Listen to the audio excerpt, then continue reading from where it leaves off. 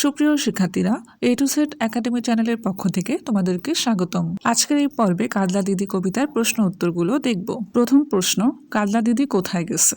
উত্তর, কাজলা দিদি অনন্তকালের জন্য পরপারে চলে গেছে, অর্থাৎ মারা গেছে, যেখান থেকে কেউ আর ফিরে আসে না।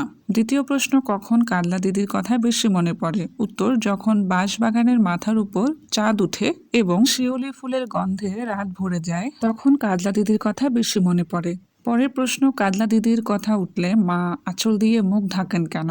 উত্তর, কাজলা দিদি মারা যাওয়ায় মা গভীর শোকে কাতর হয়ে গেছেন। দিদির কথা উঠলে মায়ের চোখে জল চলে আসে, তাই মা চোখের জল লুকাতে আঁচল দিয়ে মুখ ঢাকেন।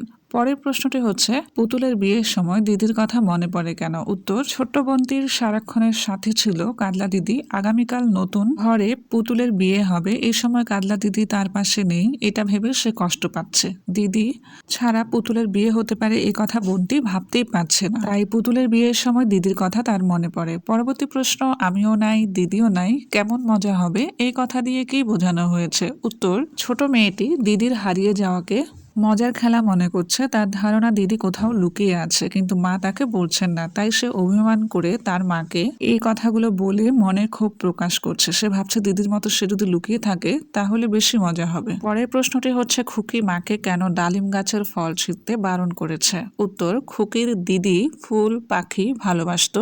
শিউলি গাছের তলা ভুঁই চাপাতে ভরে গেছে। পুকুর থেকে জল আনার সময় মা ভুল করে পায়ে মারিয়ে ফুল নষ্ট করতে পারেন, এজন্য শিউলি ফুলের গাছের নিচে সাবধানে যেতে বলেছেন। পরবর্তী প্রশ্ন, ডালিম গাছের ফল ছিঁড়তে বারণ করেছে কেন? উত্তর, ডালিম গাছ ফলে ভরে উঠেছে।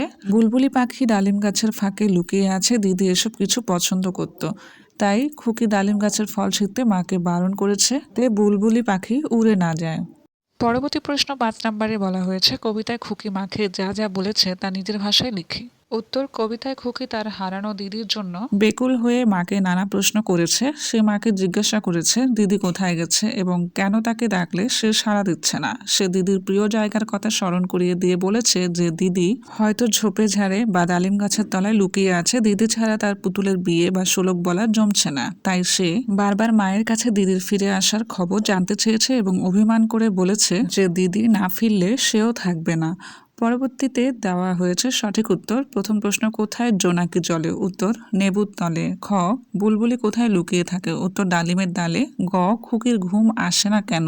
উত্তর, নেবুর গন্ধে। এরপর কিছু বিপরীত শব্দ দেওয়া হয়েছে, দিন, রাত, ঘুম, জাগরণ, জলা, নেভা, নতুন, পুরনো, উপর, নিচ। এই ছিল আজকের পর্ব। পরবর্তী ভিডিওগুলো পেতে আমার চ্যানেলটি সাবস্ক্রাইব করুন। ধন্যবাদ।